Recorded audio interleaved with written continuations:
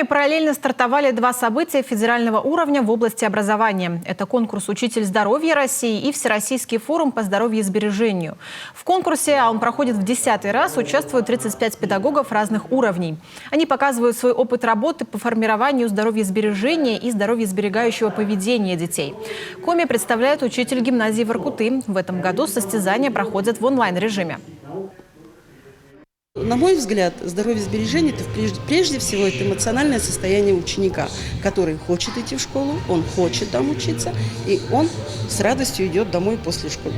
Без усталости, а с радостью идет домой.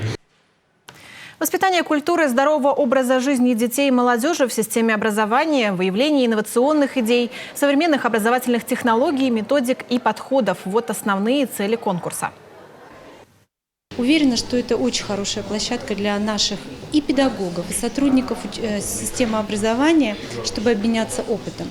Не секрет, что сейчас ряд трудностей у нас есть, и дети не такие подвижные, и много вызовов таких негативных для наших детей, которые не самым лучшим образом влияют на здоровье наших и воспитанников, и школьников, и студентов.